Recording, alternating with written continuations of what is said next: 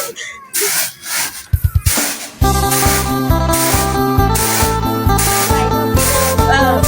ือตู้ก็รอยี่รอยไทยจังเลย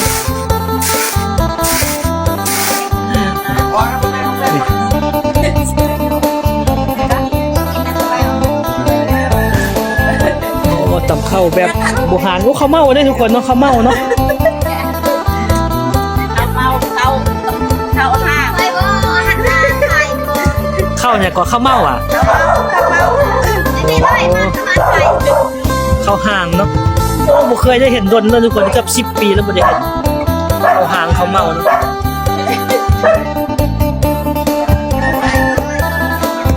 ไปสิได้มานานเขามันสุกไปก็เลยเอาสิได้เขาหน้าได้มันตั้งอีก ตัวนี้ก็เป็นไปคกน้องก็บ่เคยเห็นเกือบ10 ปีแล้วทุกคนเนาะได้กระต้อวะได้กระต้ออยู่ไหนเนี่ยอาดำมัน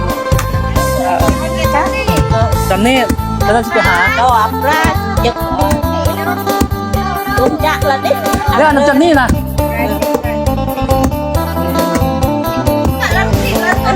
นี่เป็นตำเนาะคือซากห่างกับห่างนี่เว้ยส่วนหลายทางพี่กับเจ้าจะขี้อายนะทุกคนเนาะบรรยากาศคือทางเมืองดักจึงเมืองกะลินที่น้องไปเนาะส่วนหลายทางคนกับเจ้าบวกขี้อายเนาะทางพี่อยากอายนิดนึง คือก็แม่อายอมนั่นแหละตอเลยลากหนัก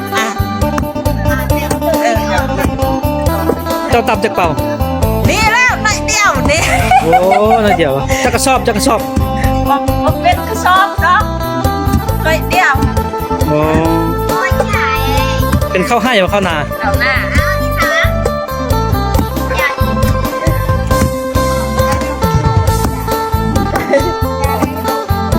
ส่วนหลายโซกหาบ่อยากมีแล้วเนาะแบบนี้เนาะไม่บอก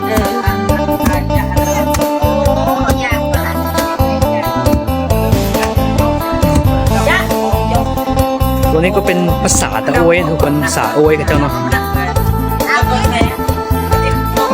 บรรยากาศน้ำแรงเนาะ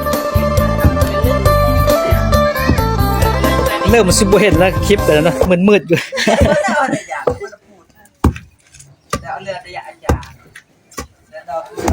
เป็นข้าวห่างเนาะข้าวเม่าเนาะ ข้าวเมาก็แม่นข้าวห้างก็แม่นมันแข็งข้าวมันสุกแล้ว ใครเป็นเรื่องอ้อนอยู่บ้านเนี่ยก็คือข้าวเขากินเลยเนาะ มาจะเมย์เหอะผมเดี๋ยวเอาโหเดี๋ยวก็ตกแก นี่เนาะทุกคนเฮือนเราเนาะตอนนี้ก็คือเฮือนเรา แบบดั้งเดิมเลยทุกคนแบบบ้านๆเนาะในเฟิร์นกับเจ้าเก็บ